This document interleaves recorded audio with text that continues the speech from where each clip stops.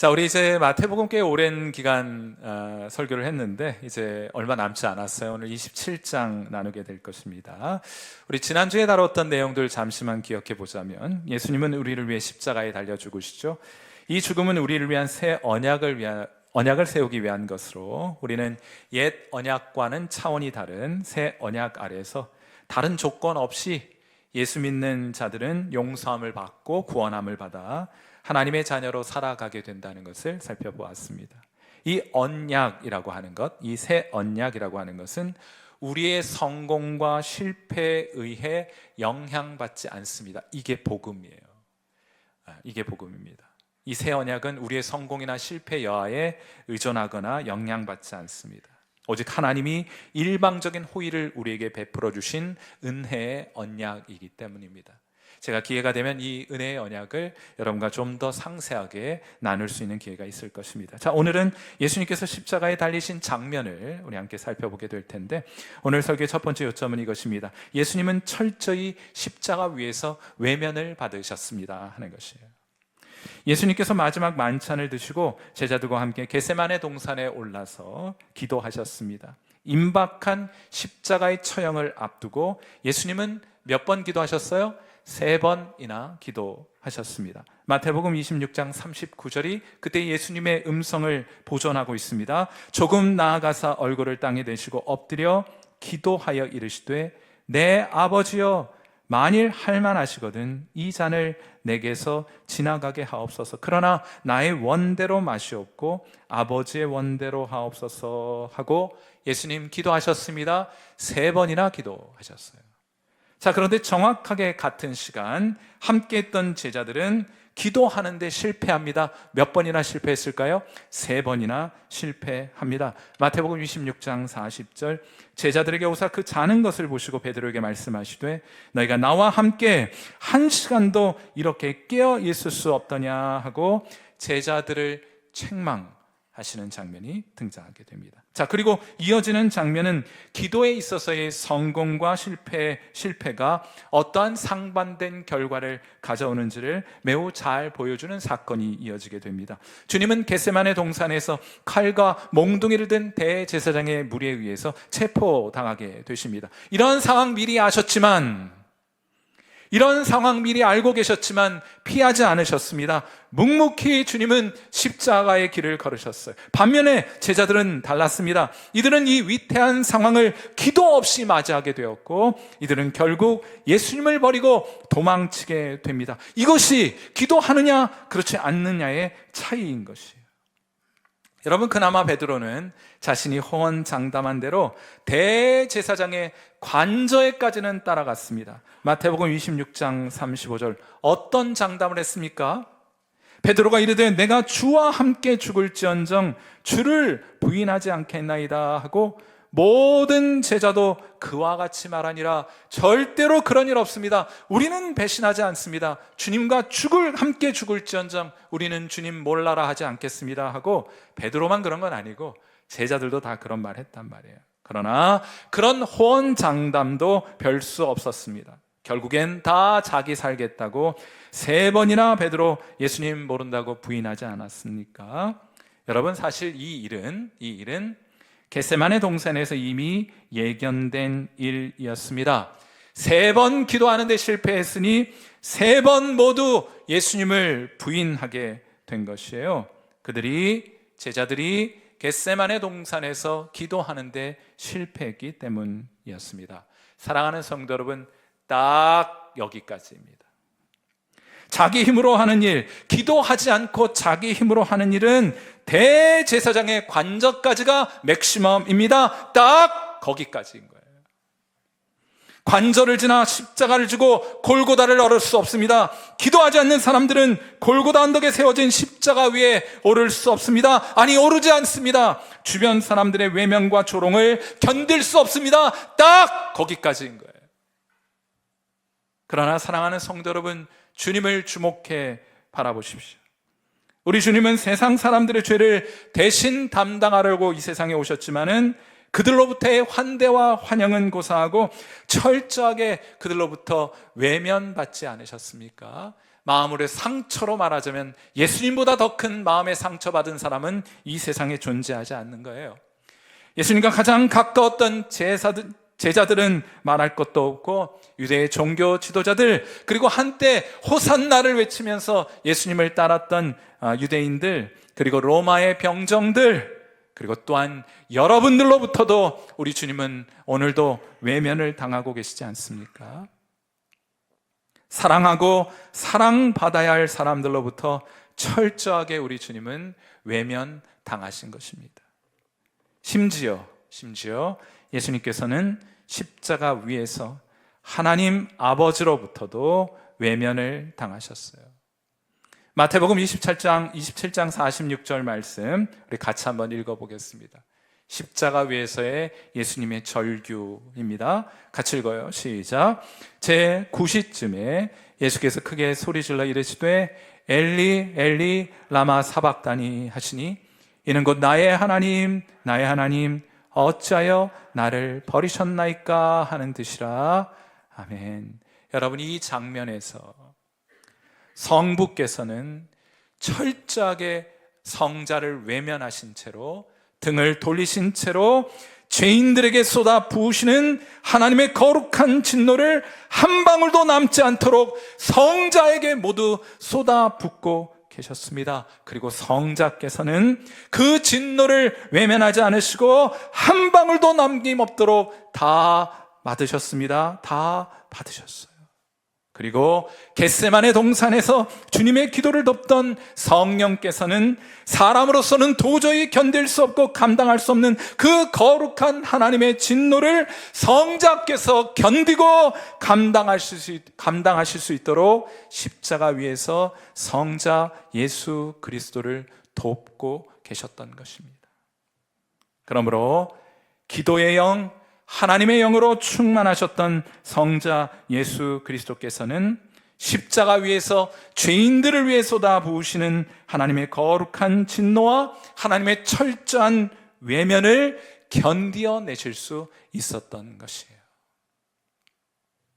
사랑하는 성도요, 예수님께서 사람들의 조롱과 사람들의 외면과 사람들의 배신을 견딜 수 있었던 이유, 그것은 주님께서 기도하셨기 때문이고 그로 인하여 성령 충만하셨기 때문입니다.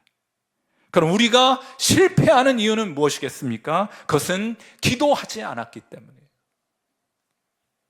내 힘으로 하려고 했기 때문입니다. 성령 충만하지 못했기 때문입니다. 그래서 딱 그만큼 하고 있는 거예요.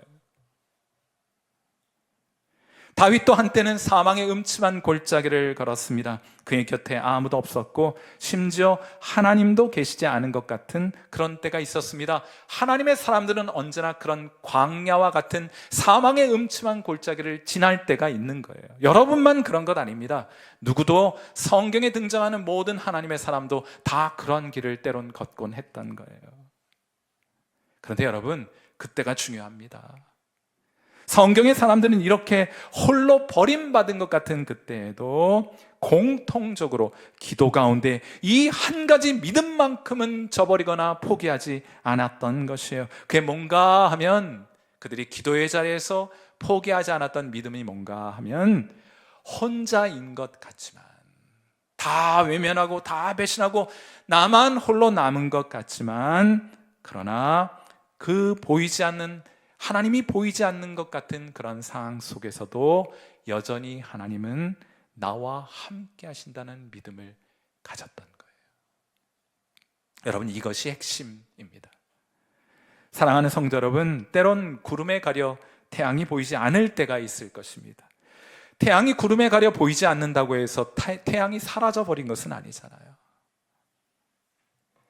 역경과 시련의 구름에 가려서 하나님이 느껴지지 않은 것 같은, 하나님이 계시지 않은 것 같고 하나님이 느껴지지 않을 때가 있을 것입니다. 하지만 그럼에도 불구하고 우리는 기도합니다. 우리는 믿습니다. 우리는 저 구름 너머 태양이 빛나고 있다는 것을 믿듯이 이 모든 역경과 이 모든 고난의 저 건너편에 하나님 여전히 함께 하시고 우리와 함께 하고 계신 분인 것을 우리는 믿습니다. 기도의 자리에서 이 사실을, 이 믿음을 회복하시는 여러분 되시기를 주님의 이름으로 축원해 드립니다. 하나님은 살아계시고 우리와 함께 하십니다. 아멘이십니까? 오늘 설교의 두 번째 요점은 이것인데, 예수님은 그 십자가 위에서 철저한 외면 가운데에서도 마지막 순간까지 예수님의 사명에 집중하셨다는 거예요. 사자는요, 사냥을 할 때 그냥 막 무리에게 달려들어서 사냥을 하는 것이 아닙니다. 이 야생 짐승들이 초식 짐승들을 잡아먹을 때는 먼저 하는 일이 있어요. 무엇을 합니까? 무리를 휘저어 놓는 일을 합니다. 그리고는 홀로 뒤처지는 사냥감을 특정해서는 그것에게 달려들어서 그걸 잡아먹는 거예요. 그냥 막 다 잡아먹을 것처럼 달려드는 것이 아닙니다. 매우 전략적으로 접근해요. 마귀도 똑같습니다. 사탄도 똑같습니다. 무리로부터 이탈해 있는 성도를 찾아서 그를 공격합니다. 그것은 예수님께도 마찬가지였어요. 예수님도 홀로 있을 때 사탄이 공격했다면 저와 여러분 말에 무엇해요? 목사라고 다릅니까? 장로라고 다릅니까? 권사 집사라고 다릅니까? 똑같아요. 홀로 있으면 공격을 받습니다.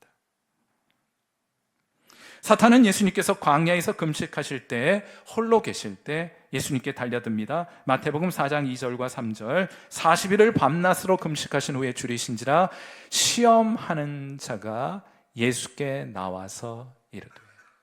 시험하는 자가 언제 나타났습니까? 예수님께서 40일 금식하시고 홀로 계셨을 때.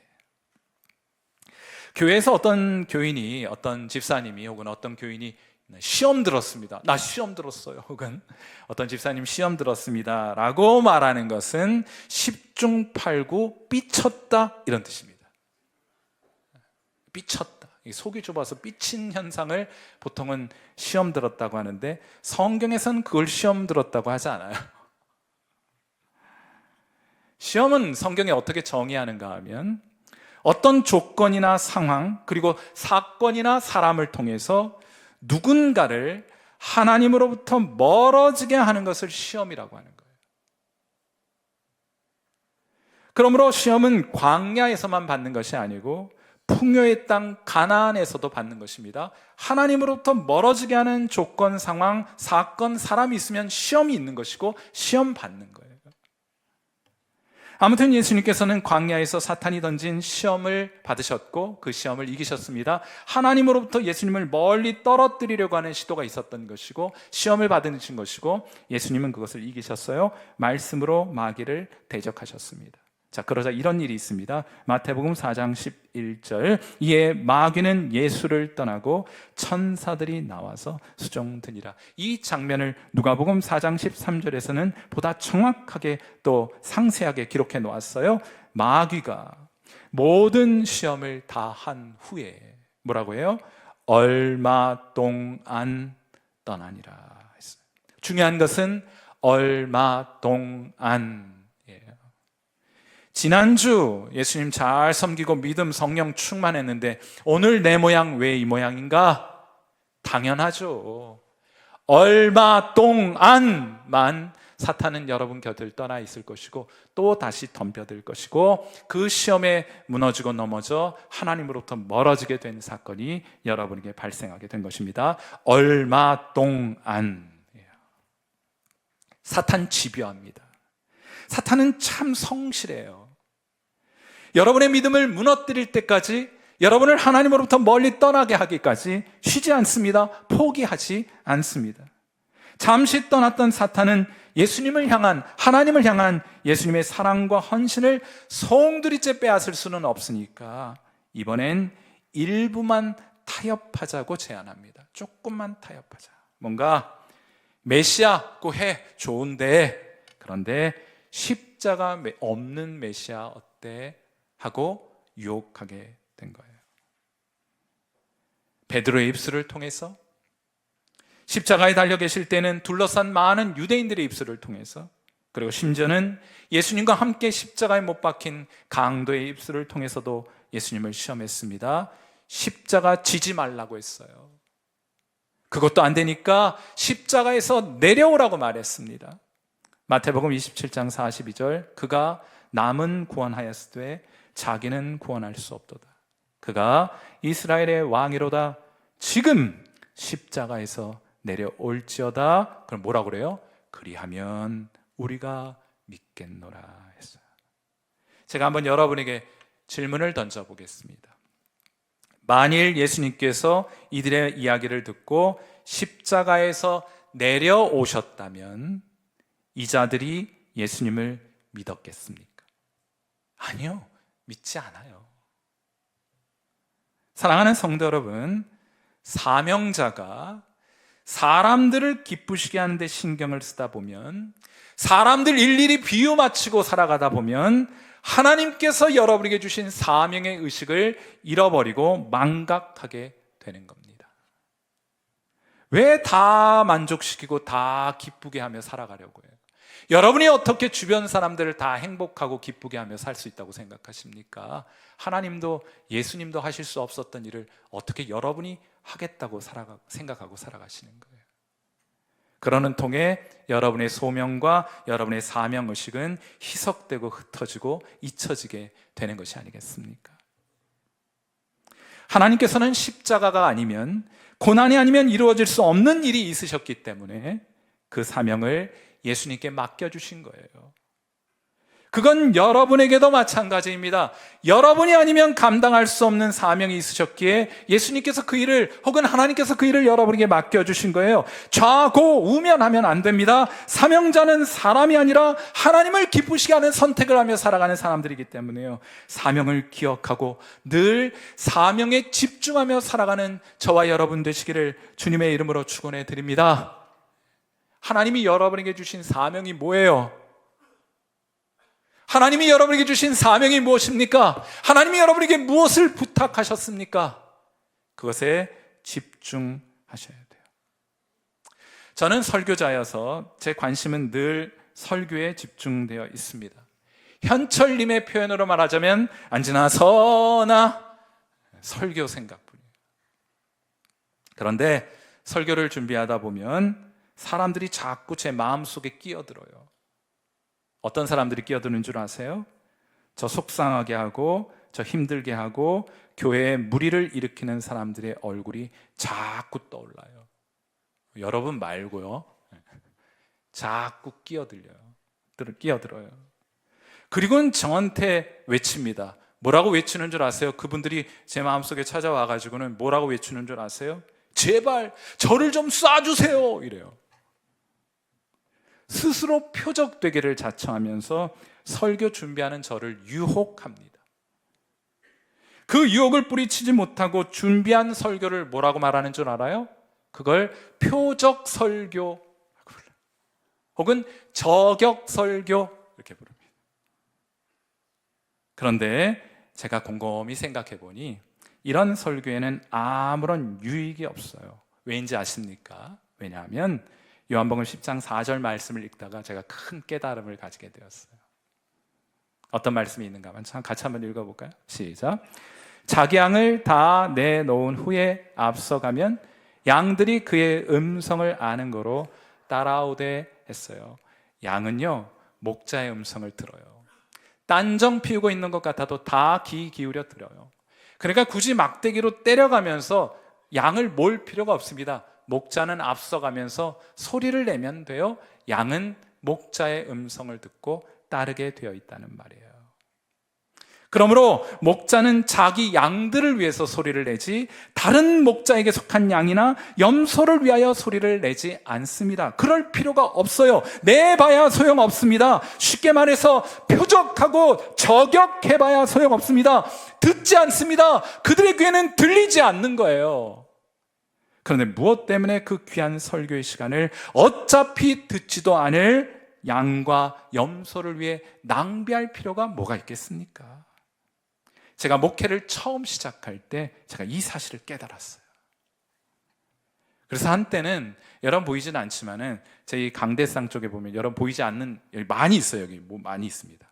여러 가지가 있어요. 여기다가 제가 표를 하나 적어놨어요. 뭐라고 적어놨느냐? 나는 염소가 아니라 내 양들을 먹이는 목사다. 이렇게 써놨어요. 그 유혹이 크기 때문에.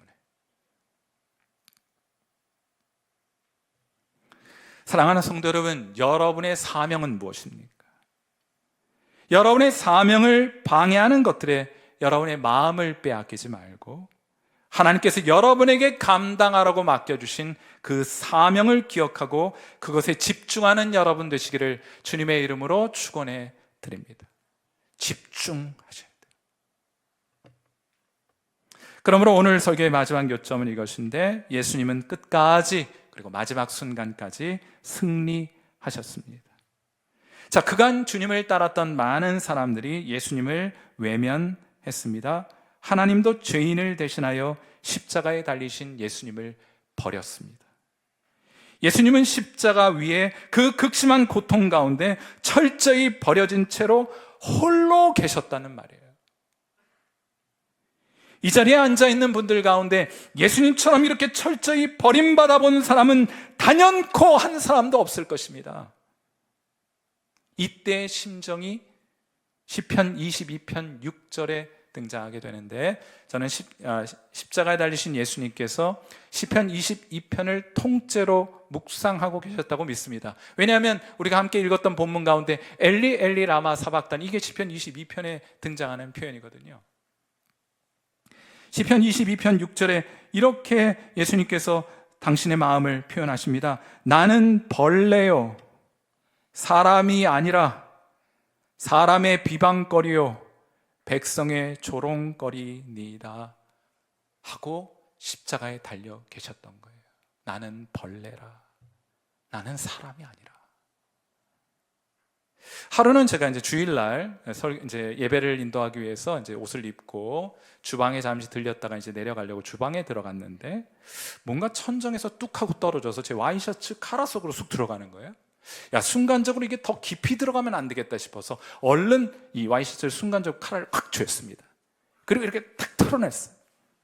그랬더니 땅바닥에 떨어진 것은 다름 아닌 엄지 손가락만한 바퀴벌레가. 네, 그럴 줄 알았어요, 여러분이. 그런 반응을 나타내 볼 줄 알았어요.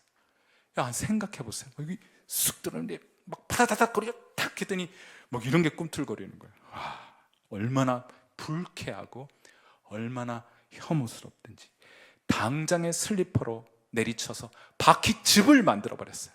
쫙! 어우! 벌레란 그런 것입니다. 벌레란 그런 거예요. 사람들이 십자가에 달린 예수님을 벌레 취급했습니다. 사람들은 십자가에 달린 예수님을 외면했고, 십자가에 달린 예수님을 끔찍히 여겼고, 그를 제거하려고 했던 거예요. 그건 하나님도 마찬가지셨습니다. 예수님은 스스로 우리를 위하여 십자가 위에서 죄인이 되셨습니다. 하나님께 죄인은 더럽고 추하고 불쾌하고 혐오스러워서 제거하고 싶은 대상이 되는 거예요. 그게 죄입니다. 죄란 그런 것이에요. 밟고 싶은 것입니다. 치우고 싶은 거예요. 제거하고 싶은 겁니다. 그래서 한자로도 죄를 이렇게 쓰잖아요. 저기 눈목자 보이잖아요. 눈 달린, 다리가 몇 개입니까? 6개 달린 벌레와도 같은 혐오스러운 것이 죄라고 한자로 옮겨놓은 것이 아닙니까? 여러분, 이렇게 사람들로부터, 하나님으로부터 벌레로 취급받고 있던 바로 그 순간 예수님의 입술에서 두 마디 음성이 흘러나오게 됩니다. 첫째는 누가복음 23장 34절입니다. 이때 예수께서 이르시되 아버지, 저들을 사하여 주옵소서. 자기들이 하는 것을 알지 못함이니이다 하시더라. 그들이 그의 옷을 나눠 제비 뽑을세. 하나님, 저들을 용서하여 주옵소서. 예수님을 혐오하고 그리하여 발로 밟기 위해서 달려드는 저들을 향하여 예수님 말씀하시는 거예요. 저들을 용서하여 주옵소서. 예수님 그 일을 위해 이 세상에 오셨잖아요. 다른 하나는 누가복음 23장 46절에 등장합니다. 예수께서 큰 소리로 불러 이르시되 아버지, 내 영혼을 아버지 손에 부탁하나이다. 하나님께서 그 거룩한 진노를 예수 그리스도 위에 다 쏟아붓고 있는, 철저하게 등을 돌리고 외면한 채로 하나님의 진노를 쏟아붓고 있는 바로 그 순간, 그 시각, 예수님은 뭐라고 고백하세요? 내 영혼을 아버지 손에 부탁하나이다. 마지막 순간까지 주님은 그분의 사명을 감당하고 계셨던 것입니다. 중요한 것은 이것이에요. 끝까지 하는 겁니다. 끝까지. 중요한 건 끝까지 하는 거예요. 시작을 잘하는 사람은 많이 봤습니다. 그러나 끝까지 잘하는 사람은 많이 보지 못했어요. 엘라이저 카셀이라는 아주 크리스찬으로서 성공한 의사가 한 분 계세요. 엘라이저 카셀. 그 와이프 이름은 플로라 카셀입니다. 그는 병원에서 만나는 환자들에게 그렇게 열심히 전도를 할 수가 없어요. 하루는 그의 지인이 묻습니다. 전도가 그렇게 좋아? 그가 대답합니다. 그럼 우리는 이 땅의 나그네잖아. 나그네 인생길에서 영혼을 구원하는 것보다 더 가치 있는 일이 어디 있겠어? 하고 말합니다. 전도는 천사도 흠모하는 일인걸. 여러분, 전도를 하나님께서 왜 천사에 안 맡기셨는지 모르겠어요. 저와 여러분에게 왜 그 일을 맡기셨는지 모르겠습니다. 그런데 그때 그 말을 듣고 있던 그의 아내가 천사도 흠모하는 일이라는 말에 마음에 꽂혔어요. 감동이 왔어요. 그는 그 즉시 이 말에 곡을 입히게 됩니다. 그렇게 해서 탄생한 찬송가가 찬송가 508장 우리가 지금은 나그네 되어도라는 찬송입니다. 카셀은 그의 나이 60세 환갑을 지나면서 새로운 마음을 가지게 됩니다. 그건 뭔가 하면 이제 더 이상 파트타임이 아니고 풀타임으로 사역하면서 복음 전하고 영혼들 돌보고 싶은 마음을 가지게 된 것이에요. 그래서 그는 병원을 정리합니다. 그리고 목회에 헌신하게 되었어요. 그는 더 이상 많은 돈을 벌 수도 없었고 또 때로는 인간적인 모욕을 받을 때도 있었지만은 주님을 위해 일하는 것이 너무나 기쁘고 감사했어요. 그것을 다른 누군가에게 빼앗기고 싶지 않았던 것입니다.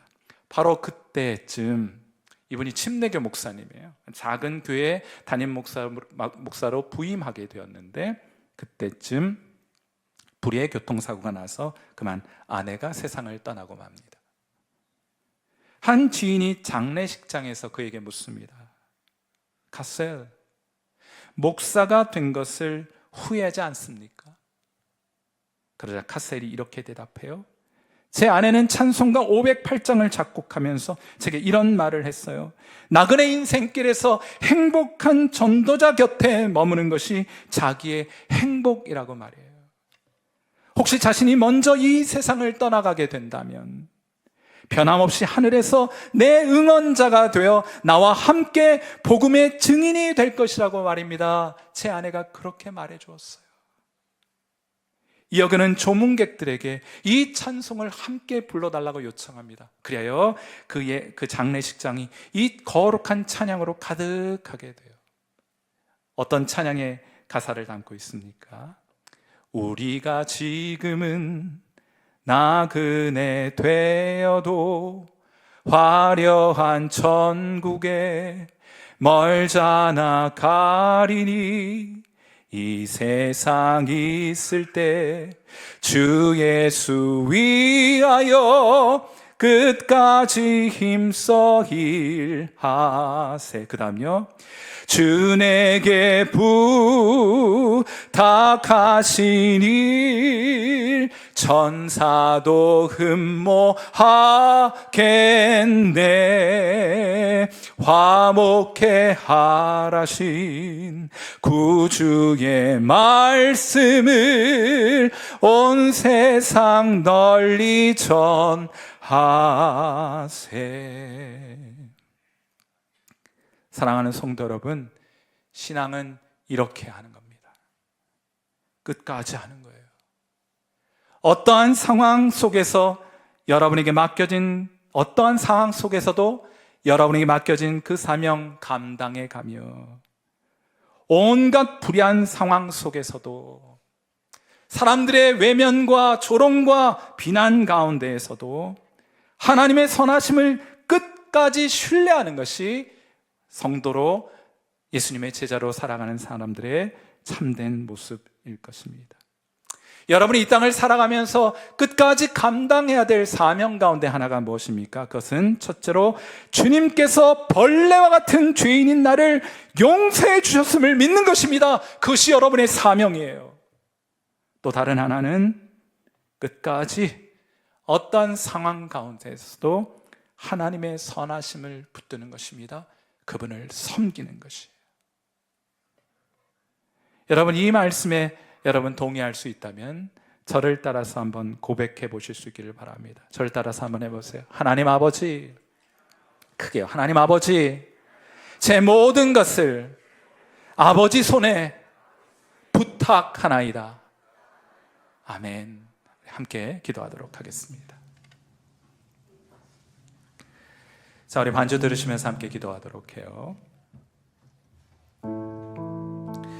예수님의 제자인 우리가 예수님께서 걸으셨던 길 우리 함께 걷기 위하여 우리는 언제나 기도의 자리에 머물러 있어야 할 것입니다. 여러분의 힘으로는 안 돼요. 될 수 있는 일이 아니에요. 그러니 우리 주님과 함께 그 겟세마네 동산 기도의 자리에 주님과 함께 머물게 하소서. 성령 충만함을 우리에게 허락하여 주옵소서. 여러분, 그렇게 한번 기도해 보실 수 있기를 바랍니다.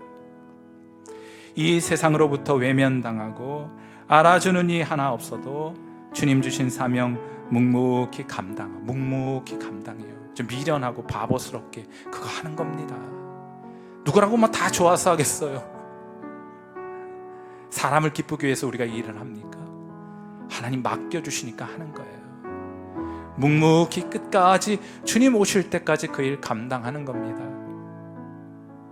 그 일 감당하며 믿음으로 십자가의 길 우리 걸어가게 하옵소서. 어떤 상황 속에서도 주님의 선하심 끝까지 믿으며 끝까지 주님을 향한 우리의 믿음 지켜가게 하옵소서. 우리 믿음으로 반드시 그리고 끝까지 승리하게 하옵소서. 자, 우리 이런 마음 담아서 이 시간 하나님 앞에 함께 기도하는 시간 같습니다. 기도하겠습니다.